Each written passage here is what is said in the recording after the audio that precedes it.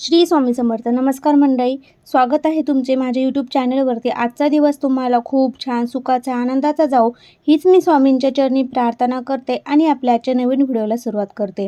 उद्या 18 जून 2026 वार गुरुवार आणि या दिवशी आलेली आहे या वर्षातील शेवटचा गुरुपुष्य अमृत योग. गुरुपुष्य अमृत योग म्हणजे गुरुवारचा दिवस, पुष्य नक्षत्र येणं म्हणजे गुरुपुष्य अमृत योग याचा योग. आणि आपल्या ज्योतिषशास्त्रामध्ये हा योग सर्वात शुभ योग म्हणून ओळखला जातो. गुरुपुष्य अमृत योग गुरुवारी येणं हा दुर्मिळ योग आहे आणि हा दुर्मिळ योग वारंवार निर्माण होत नाही.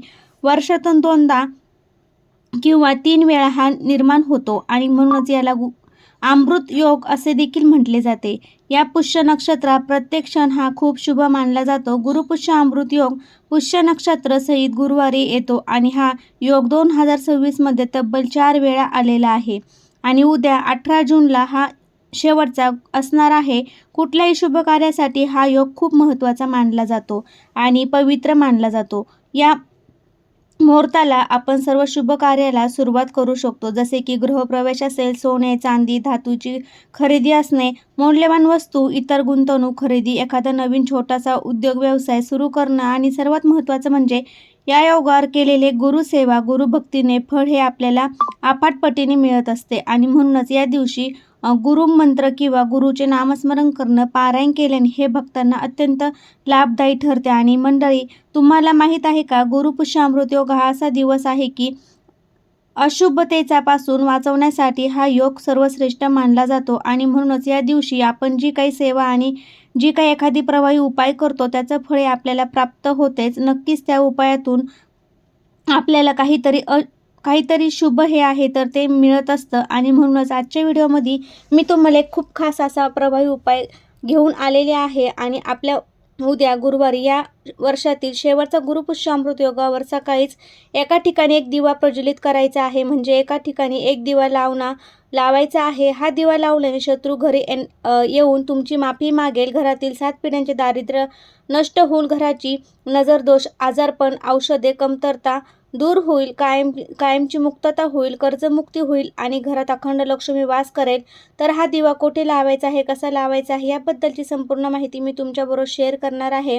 त्यासाठी व्हिडिओ शेवटपर्यंत नक्की बघा. चॅनलवरती नवीन असाल तर नक्की चॅनलला सबस्क्राईब करा आणि तसेच माहितीपूर्ण नवनवीन व्हिडिओ पाहण्यासाठी बेल आयकॉनला देखील प्रेस करा, म्हणजे जेव्हा कधी मी नवीन व्हिडिओ अपलोड करेल त्याचं नोटिफिकेशन सर्वात अगोदर तुम्हाला मिळेल आणि तुम्ही एक पण व्हिडिओ मिस करणार नाही. कमेंटमध्ये तुम्ही श्री स्वामी समर्थ असं लिहायला विसरू नका. भगवान श्री हरिविष्णू आणि माता लक्ष्मी यांचा कृपा आशीर्वाद हा तुमच्यावर आणि तुमच्या कुटुंबावर राहील. तसेच आपल्या घरामध्ये कायमस्वरूपी लक्ष्मी स्थिर असावी यासाठी आपल्याला हा उपाय करायचा आहे. अत्यंत प्रभावी आणि सात्विक उपाय आहे. हा उपाय जर आपण श्रद्धेने या गुरुपुष्य अमृत योगावरती आपल्या घरात केला तर आपल्या घरातील गरिबी, दारिद्र्य, पैशाच्या अडचणी ह्या दूर होतात. आता हा जो उपाय आहे तुमच्यासोबत मी शेअर करणार आहे, तर हा उपाय तुम्हाला सकाळी 12 वाजण्याच्या अगोदर करायचा आहे. या गुरुपुष्य अमृत योगाचा प्रारंभ सकाळी 6:04 होणार आहे आणि समाप्ती 11:32 होणार आहे. साधारण 6.5 तासांचा हा गुरुपुष्य अमृत योग मिळणार आहे.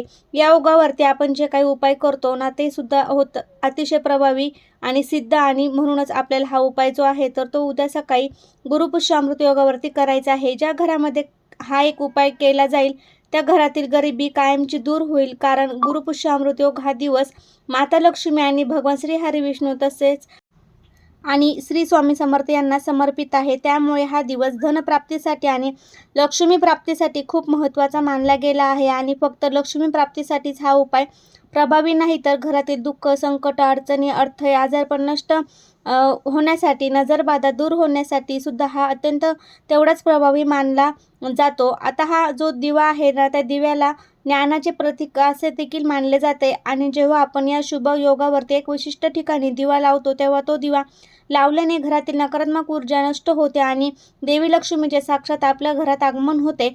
आणि म्हणूनच जर तुम्हाला तुमच्या घरामध्ये सतत पैशाच्या अडचणी येत असतील, सतत तुम्हाला इतरांकडून पैसे उसने घ्यावयाची वेळ येत असेल तर, किंवा तुमच्यावरती एखादा कर्ज आहे, घरात जमिनीत किंवा इतर कोणत्याही गोष्टींचे कर्ज तुमच्यावरती असेल आणि त्या कर्जातून तुम्हाला लवकरात लवकर मुक्त व्हायचं असेल तर बऱ्याच वेळा आपण कर्जमुक्तीसाठी प्रयत्न करत असतो, परंतु योग्य मार्ग मिळत नाही, हवा तसा पैसा मिळत नाही, कष्टाला यश मिळत नाही, म्हणून आपल्याला कर्ज हे वाढत जातंय.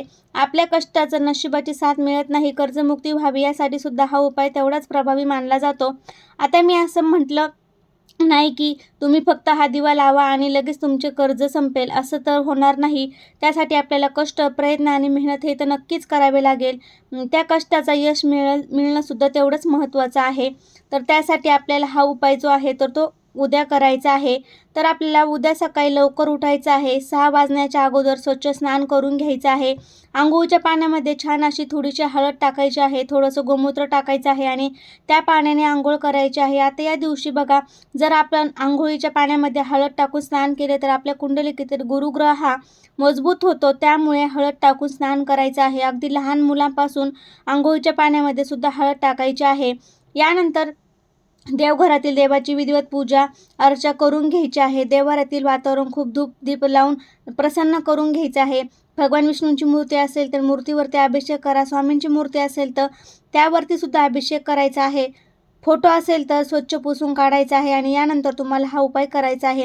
जेव्हा आपण घरातील देवांची पूजा करतो ना, तेव्हा देवाची देवता प्रसन्न होतात आणि यानंतर आपण काही प्रभावी उपाय केले तर नक्कीच त्याच्या कृपेने त्या उपायांचा आपल्यावर फळ आहे तर ते मिळत असतं.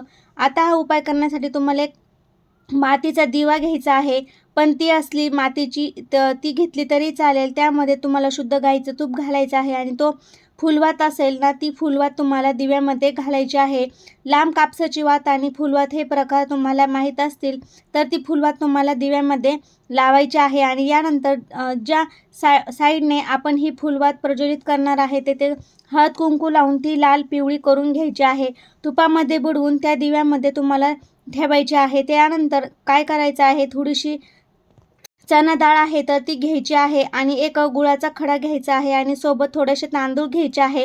हळद कुंकू घ्यायचे आहे, फूल घ्यायचं आहे आणि या सगळ्या वस्तू घेऊन तुम्हाला जायचं आहे तुमच्या जवळच्या असणाऱ्या केळीच्या झाडापाशी. आता बघा, केळीचं झाड जे आहे ना, त्यामध्ये साक्षात भगवान विष्णू आणि माता लक्ष्मी वास करत असतात आणि जेव्हा गुरुवारी गुरुपुष्य अमृत योगावरती आपण त्या केळीच्या झाडाला जल अर्पण करून तिथे दिवा लावला तेव्हा त्या घरातील अनेक समस्या दूर होतात. घरातली प्रत्येक इच्छा मनोकामना ही सुद्धा पूर्ण होतात. तर काय करायचं आहे, तिथे गेल्यानंतर एक लोटा जल आहे ते आपल्याला त्या झाडाला अर्पण करायचं आहे आणि जेव्हा तुम्ही हे जल अर्पण करत असतात त्या पाण्यामध्ये थोडंसं दूध आणि थोडी हळदसुद्धा टाकायची आहे आणि असं हे जल तिथे अर्पण करायचं आहे. आता हे जल अर्पण करण्या अगोदर तुम्ही जो दिवा घेऊन गेलेला आहेत ना, तो दिवा छान तिथे असा प्रज्वलित करा. दिव्याखाली थोडेसे तांदळाचा आरस करून त्या दिवा तिथे लावायचा आहे. त्यानंतर जल अर्पण करा. जल अर्पण करून झालं की छान हळदी कुंकू अक्षता फूल अर्पण करून आणि त्यानंतर जी तुम्ही चणा डाळ आणि गूळ घेऊन आलेले आहात ना, ते तुम्हाला झाडाला मुळापाशी अर्पण करायचे आहे आणि यानंतर झाडाला 11 प्रदक्षिणा करायच्या आहे. प्रदक्षिणा करत असताना ओम नमो भगवते वासुदेवाय नमः या मंत्राचा जप करायचा आहे आणि यानंतर दोन्ही हात जोडून तुम्ही तुमची जी काही इच्छा मनोकामना आहे ती तुम्हाला व्यक्त करायची आहे.